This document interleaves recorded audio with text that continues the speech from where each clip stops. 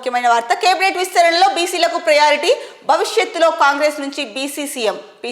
PCC chief Mahesh Goud, ఈ 5 ఏళ్లు రేవంత్ రెడ్డి ముఖ్యమంత్రి, కులగణన నిర్వహించడం తమ చిత్తశుద్ధికి నిదర్శనమని వెల్లడి.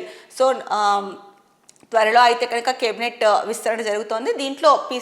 దీంట్లో త్వరలో అయితే కనుక కేబినెట్ విస్తరణ జరగబోతోంది. దీంట్లో బీసీలకు ప్రాధాన్యం ఉంటుందని చెప్పేసి మహేష్ కుమార్ అయితే కనుక చెప్పడం జరిగింది. ఈ నేపథ్యంలోనే అంటే భవిష్యత్తులో కాంగ్రెస్ నుంచి బీసీలకి అంటే బీసీ సీఎం అవుతారు అని చెప్పేసి చెప్పారు. అలాగే ఈ 5 ఏళ్ళలో అయితే కనుక రేవంత్ రెడ్డి ముఖ్యమంత్రిగా ఉంటాడు.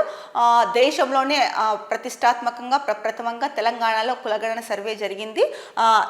ఈ కులగణన నిర్వహించడం మా చిత్తశుద్ధికి నిదర్శనం అని చెప్పేసి మహేష్ కుమార్ అయితే కనుక వెల్లడించడం జరిగింది. సో ఇక్కడ ముఖ్యంగా ఒక పాయింట్ గమనిస్తే కనుక ఈ 5 ఏళ్లలో అయితే కనుక అంటే సీఎంని మార్చే అవకాశం లేదు అనేసి స్పష్టంగా అయితే తెలుస్తోంది. సో ఈ 5 ఏళ్ళు కూడా రేవంత్ రెడ్డి ముఖ్యమంత్రిగా కొనసాగుతారన్నది స్పష్టంగా తెలుస్తోంది. మరి మధ్యలో ఏం జరుగుతుంది అన్నది తెలియదు. కానీ ఇప్పుడు ఈ వార్తా కథనం ప్రకారం చూసుకుంటే కనుక, అలాగే టీపీసీసీ చీఫ్ వ్యాఖ్యల్ని చూస్తే కనుక ఈ 5 ఏళ్ళు అయితే కనుక రేవంత్ రెడ్డి సీఎం, ఇంకా వేరే వాళ్ళకి ఛాన్స్ లేదు అన్నది సుస్పష్టంగా తెలుస్తుంది.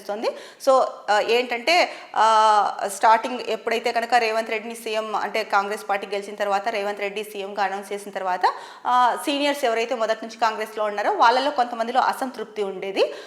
సో సరే ఒక 2.5 years ఒకరు 2.5 years ఒకరు అలా చేస్తుందేమో కాంగ్రెస్ అధిష్టానం అని కూడా అప్పట్లో వార్తలు నడిచాయి, చర్చ చాలా నడిచింది. సో ఈ నేపథ్యంలో ఎవరు కూడా ఇంకా సీఎం పదవి పైన ఆశలు పెట్టుకోకండి అని కూడా ఒక రకంగా పరోక్షంగా ఇండికేషన్ ఇచ్చినట్టు అయ్యింది పీసీసీ చీఫ్ మాట్లాడిన మాటలతో అయితే కనుక. సో ఇది అంటే కేబినెట్ విస్తరణ గురించి పీసీసీ చీఫ్ మాట్లాడినది.